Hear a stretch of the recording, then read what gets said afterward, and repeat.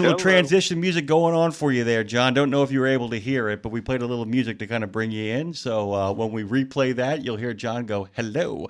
John Mahle, of course, is the senior sales executive and the host of Stay in Your Lane podcast. He's senior sales exec at Triple T Transport, and he is, as how we call it, an honest and plain dealer, the Cleveland plain dealer. Although he's not from Cleveland, but I can say the Cleveland plain dealer because he's a plain dealer when it comes to information and facts. He sticks to that and demands that people stay in their lane. He's a regular contributor here at Nemo Nation. Good morning to you, John. Well, good morning, Nemo Nation. How is everyone this morning? Doing fine so far, John. That's for sure. This is Dave. Hey, did you hear Jimmy talking about the truck ban on the New York State Thruway just now? No, I didn't. Oh, okay. I was on hold. I wasn't able to I hear got it while I you. was No, listening. no problem. And he kind of ran through just a little clip of news there. They've had some real problems up there, and they were stopping any empty tractor trailers coming across. And I'm just thinking through the years, I'd say about the past 10 years or so, the people in New York have the hardest time when and whether to close those roads. And my God, it's always like this made-for-TV movie every time something happens up there. Have you ever noticed that about those poor folks up there?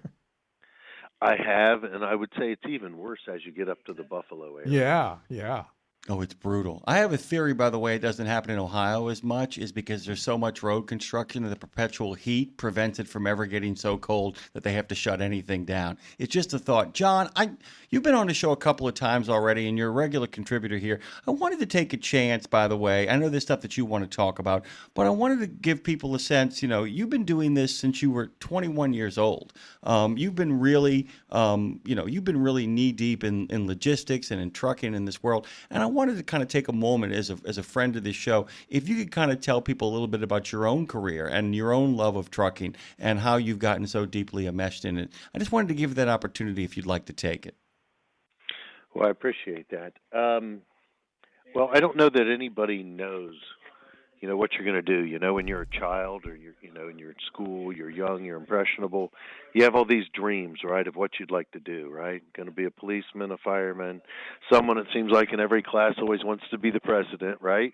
Right. and you have these dreams, and then reality sometimes gets you, and you go where there's opportunity, right?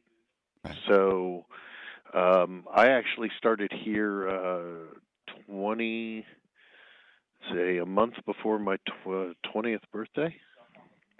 So for me, it was a different world back then in the industry that I'm in. So I think sometimes I always had my head down and just worked whenever there was opportunity for to try and pick up an extra buck or to hustle. I always had at least one job and some side work. I didn't come from a family that had you had to figure it out. And then if you wanted to work in this industry, if you want to work, there's always plenty of people wanting to work you. Some of them will take advantage of you, but you have to kind of sort through that. I think everyone has to do that on their own, and then you find your path. And it is brought to you, by the way, to describe Triple T Transport, where you are now in the wonderful position of being the senior sales executive, but also the host of Stay in Your Lane podcast.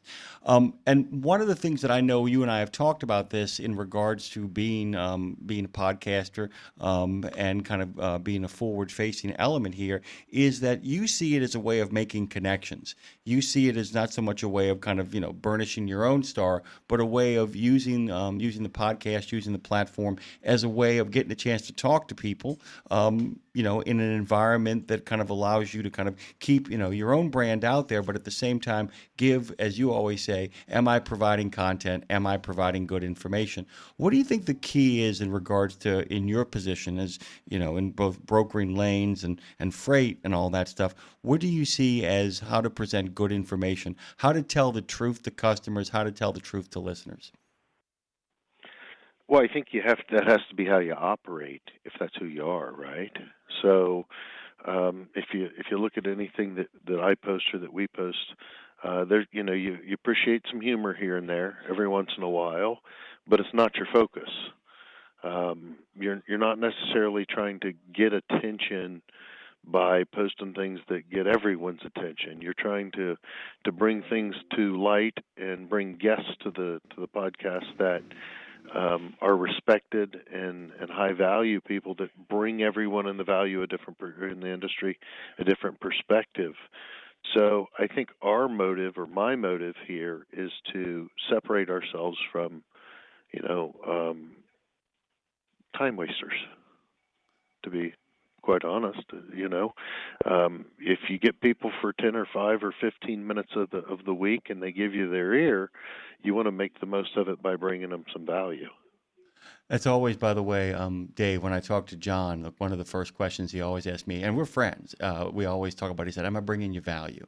Is always the first question he asks. So you talked about the idea of attention, and it isn't about getting attention. It's about, I think, to some degree, calling attention to the things that have captured your own attention. So that brings up the question we ask everybody when they drop in on Nemo Nation, which is, what is capturing your attention these days? What are you focused on? What are you keeping a close eye on, John? I like that Sean Duffy came out and said that they were going to go after shippers to hold the shippers accountable for vetting their carrier base that they hire. Me in the broker position, I have to work with both sides. And how do I say this? You have to do what's right down the middle. And sometimes you lose because it's the right thing to do. Right? I mean, you lose because it's the cost of doing good business. But so often we see the industry from an insurance perspective. It's $10,000 a day fine per piece of equipment on the road, not insured. But yet I've never seen anybody enforce that from a governmental perspective. So it's on us to do that. And then we vet our carriers consistently through all of the systems and means and highway and all the other tools that we have to keep up on where they're at from a safety perspective and a character perspective and an overall liability perspective for ourselves and for our shippers, but also for our carriers, so that everybody's operating on the level that we need to. But we can't see, there's not an opportunity to vet to every driver. Do we lose him? Oh, there, we got him back. Yeah, somebody called him. I could hear that little clip there. There's no way to vet down to the driver level for us at this stage. And, so we appreciate the support that brings, I think, the industry, and anything that pushes the industry to a higher level of character and integrity. We need that right now, and from a safety perspective more than anything. We have been talking about the same rules and regulations that have been in place since the beginning of rules and regulations for trucking. And we have let it all just slip away with non-enforcement. No enforcement. And we talk about how egregious these laws are, but how can an egregious law be a problem if it's never enforced? But then all of a sudden it becomes this mountain of unenforcement that has hit us right now. And it seems like it just came out of the blue and it's overnight, but it's been developing for decades and decades. 30 years. Yeah. By the way, General Grant had a great quote about bad laws. He said, the best way if a law is actually bad, is actually egregious or not a good law, the best way to get rid of it is to enforce it. Mm-hmm. He said, if you really think a law is bad and you want it off the books, rather than not enforcing it, either get rid of it by legislative action or enforce it. People will figure out really quickly whether it's right or wrong at that point. John, I got to tell you, I really like the fact that you are that Duffy is focusing on the shippers as well, because you're in many ways saying, we penalize truck drivers first. They seem to be the only victims of enforcement. And what Duffy's comments suggest, if I'm hearing you right, is that nope, everybody's going to get it. Everybody's going to get it, not just individual truck drivers. We're going to hold everyone accountable. I mean, let's be honest, guys. You don't have to be in this industry 30 years to notice that one statement is always going to be true. And it doesn't matter how much you say thank you. It matters, but at the end of the day, is there enough that you can pay and compensate a driver for what the job really is that they're doing? Is there an amount of money that you could say, you know what, that's a good amount for what they're doing? If you don't have that level of respect for what the job is today in the trucking industry, then I think you've missed it already. Yeah, that kind of lands in regards to, like I've always said, that it all begins with training. And that one of the big worries that nobody will articulate, that if you actually properly trained a driver from the beginning, meaning a good CDL program followed by a really rigorous onboarding process at their first job, he or she would figure out very quickly how much they're worth. Because if you go through the entire checklist of what you're actually supposed to be doing, it is. You're right. You can't pay them enough, can you? I mean, I'm talking exaggeratively. Yeah, $1 million a year, everybody would be fighting to get into it. But you hit the nail on the head, John. It's like if you look at every single duty that's actually required of these people, if you do it properly, there's no number. It's an invaluable resource to the company. Correct? Absolutely. And if you break it down to what their wages are today, it's unfortunate. And you see the drivers say, you know, the brokers are pushing rates down, and you know the problem is there's too many brokers, there's too many trucks right now for the supply, for the demand that we have, and it's hurting everyone in the industry. Everyone's getting squeezed and been getting squeezed for years. So how do we navigate the forward push on the right, you know, doing what's right for the right reasons, and then compensating drivers so that if you're a truck driver, your wife can stay home and raise a family like it used to be on your income. John, we gotta let you go, but I want to point out something here that's really fun. It is 8:43 a.m. on Monday morning, December the 1st, and John Mahle, Louis Pugh, and Jimmy Mack all absolutely agree across the board on something that was just said. Think about that.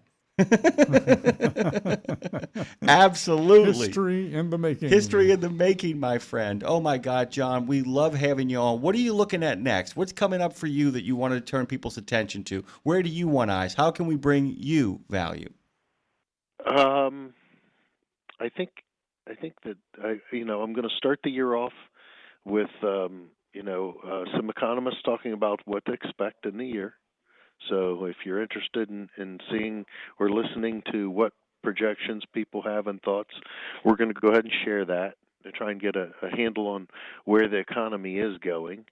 But just everybody have a safe holiday season. You know, I think that's important. Sometimes when you struggle and things are the toughest is when you really realize what's important. John Mahle, of course, of Triple T Transport and also the Stay in Your Lane podcast, is a regular contributor here at Nemo Nation. We hope we bring him the value that he brings us. John, thank you very much, sir. Hey, you gentlemen have a wonderful day. Thank you, John. And by the way, go Buckeyes. By the way, I can get behind that, by the way. Anything that helps the Irish is a good day for Rod Knopsing and George O'Connor. Thank you, John.